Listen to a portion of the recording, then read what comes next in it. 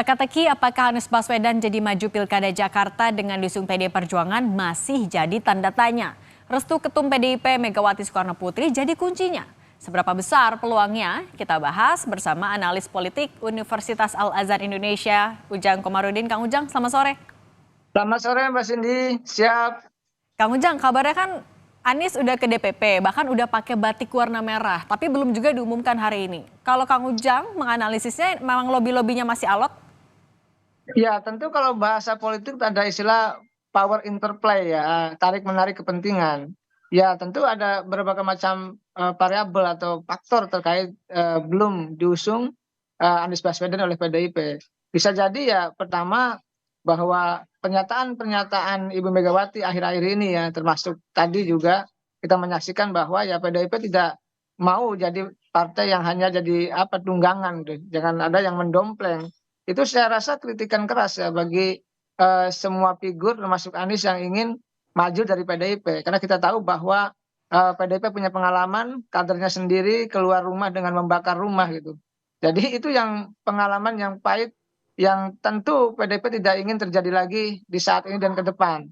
Oleh karena itu saya meyakini ya Anies akan dikunci gitu dalam konteks ya pertama harus punya kartu anggota misalkan. Jadi siapapun kader yang ingin diusung oleh PDIP ya syarat utama ya punya KTA, punya kartu anggota. Misalkan dulu saja misalkan Bobby ya punya KTA walaupun di tengah jalan mundur. Lalu juga Gibran juga punya KTA. Yang saya lihat ya semua kepala daerah yang diusung oleh PDIP di semua tempat itu syarat utama adalah punya kartu tanda anggota PDIP. Artinya menjadi anggota partai dulu dong agar memang satu frekuensi.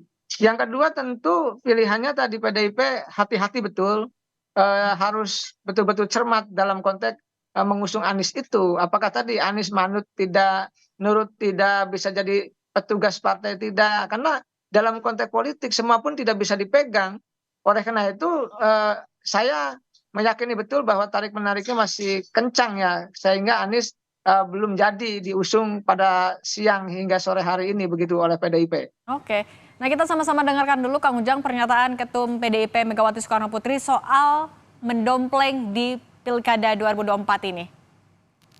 Di perjuangan atau mau dompleng aja gitu loh, saya nggak mau lagi. Ya kalau konsisten aja, kalau mau jadi masuk PDI Perjuangan ya jadi dengan namanya lahir batin tuh ya rohnya roh PDI Perjuangan. Saya tadi nanya itu sama itu Mbak Airin, ya nanti mesti pakai ini loh, merah hitam loh. Iyalah, mau dijadikan Nabi coba masa nggak pakai merah hitam? Ya, gimana? Terus maunya jadi apa? Independen? Ya cari independen. Nah Kang, berarti pernyataan Bu Mega soal kalau nggak nurut out, kalau mau diusung PDIP ya ini jangan sampai cuma ngedompleng doang, ini fix diarahkan untuk Pak Anies. Ya semuanya ya tadi termasuk Bu Airin ya Pak Anies tentu semua kandidat yang diusung oleh PDIP yang terutama yang bukan kader ya yang non kader itu peringatan keras karena tadi PDIP partai besar partai pemenang pemilu di 2024 tentu tidak mau kecolongan hanya dijadikan sebagai domplengan atau kendaraan atau tiket saja karena bagaimanapun tadi ya PDIP punya prinsip punya garis perjuangan punya garis kebijakan yang tentu itu harus satu frekuensi dengan apa namanya para kandidat-kandidat yang akan diusungnya. Ya saya sih melihat bahwa itu bentuk kehati-hatian saja, bentuk apa namanya apa ya prinsipil yang harus dipegang teguh oleh PDIP. Masa iya misalkan PDIP mengusung tapi warnanya masih kuning atau warnanya masih putih atau warnanya masih biru, kan jadi lucu. Itu seolah-olah PDIP nanti tidak ada harga dirinya, seolah-olah PDIP tidak ada prinsipnya, tidak punya jati diri. Oleh karena itu tadi kalau mau diusung termasuk Bu Airin ya harus pakai tadi ya apa warna merah hitam itu artinya ya satu frekuensi satu garis lurus kebijakan dalam konteks itu harus loyal manut dan tentu saya meyakini harus punya kartu anggota ya untuk bisa diusung menjadi calon kepala daerah dari PDIP dan itu berlaku bagi tadi Pak Anies berlaku bagi Bu Airin dan berlaku bagi semua calon kepala daerah di seluruh Indonesia yang akan diusung dari non kader. Oke, Kang, kalau melihat ada syarat mutlaknya jadi kader terlebih dahulu, kalau Kang Ujang melihatnya dari dinamika, kemudian juga dari sama-sama ada kebutuhan antara Anies dan juga PDIP. Kansnya Anies akhirnya buat KTA, kemudian bergabung dengan PDIP dan jadi yang diusung oleh PDIP di Pilgub Jakarta seberapa besar?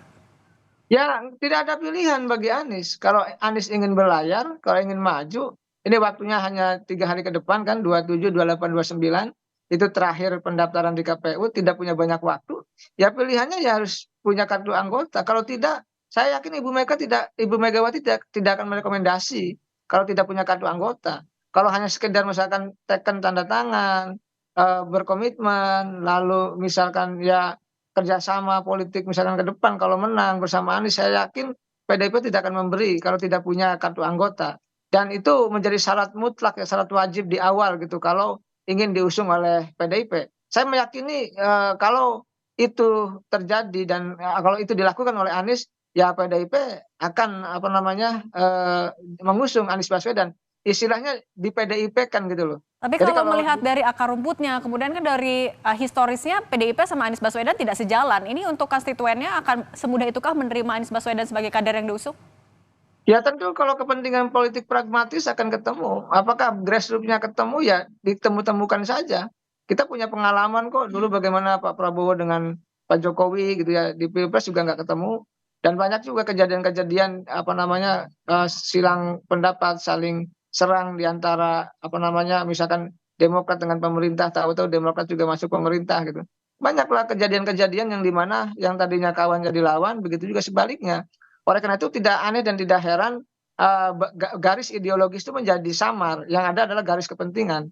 Kalau kepentingannya sama ya bersatu, bersekutu, kalau kepentingannya beda ya menjadi lawan. Nah, ini yang terjadi hari ini gitu kita menyaksikan tadi ya katakanlah pertemuan atau sinergitas ya, koalisi ataupun komitmen dukungan kalau seandainya PDIP mengusung atau mendukung Anies Baswedan. Apakah di bawahnya ketemu? Saya yakin ya kalau Anies dapat partai, kalau Anies dapat apa tiket ya pendukung Anies ya akan mendukung, itu senang senang sekali. Tetapi kalau tidak dapat tiket ya sudah, tidak bisa berbuat apa-apa begitu. Peluang Dan saya PDIP masih meyakini mengutamakan Anies daripada kadernya, misalnya ada Ahok, gimana besarnya, Kang? ya saya rasa bukan hanya Ahok ya, bisa Ahok, bisa yang lain dan kalau Aniesnya tidak punya kartu anggota dan tidak nurut pada PDIP ya tidak akan direkomendasi juga. Ini hari ini kenapa batal, kenapa tidak jadi, kenapa diundur gitu ya? Karena tadi karena komitmen belum belum selesai komitmennya antara Anies dengan PDIP itu. Saya meyakini salah satu faktornya mungkin ya, yaitu soal tadi mungkin Anies belum menerima untuk apa namanya membuat kartu anggota PDIP bisa jadi gitu sehingga tarik menariknya menjadi kenceng. Dan itu Oke, kan menjadi faktor yang wajar saja dari PDIP belum tadi memberikan rekomendasi, usungan kepada Anies Baswedan. oke, Karena tadi, banyak, hal ya di PDIP ketika kadernya dijadikan pun banyak yang balelo, apalagi oke. bukan kader, Kang Ujang, gitu tapi kan seperti itu. juga eh, yang mengemuka ada pasangan Anies dan juga Rano Karno. Kalau misalnya mereka memang dipasangkan, syarat-syarat sudah terpenuhi semua antara Anies dan juga PDIP. Analisa Anda, Anies Rano Karno melawan RK Suswono seperti apa? Ya saya sih mengatakan kuat ya, kan ada kekurangan dan kelebihan masing-masing, ya masih 50-50. Saya menganalisa masih 50%, 50%. Kemungkinan menang, kemungkinan tumbang bisa terjadi, karena kan harus dilihat juga, elektabilitas yang kemarin dengan elektabilitas ke depan berbeda.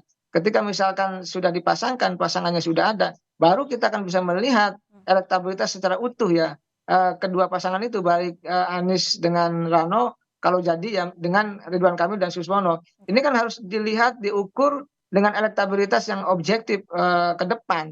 Oleh karena itu saya mengatakan ya dalam kontestasi hari ini tadi seandainya, mereka jadi bertarung gitu ya di pilkada saat ini ya tentu akan menarik, dinamikanya juga akan bagus, ya ide gagasan juga akan muncul, tetapi soal siapa yang menang semuanya punya potensi menang dan tumbang begitu, Oke, tergantung kita nanti ke lihat depan artinya dari elektabilitasnya tanggal begitu. 27 sampai 29 Agustus ini siapa yang akhirnya didaftarkan oleh PDIP. Kang Ujang, terima kasih banyak sudah berbagi di Rumah Pilkada. Sehat selalu, Kang.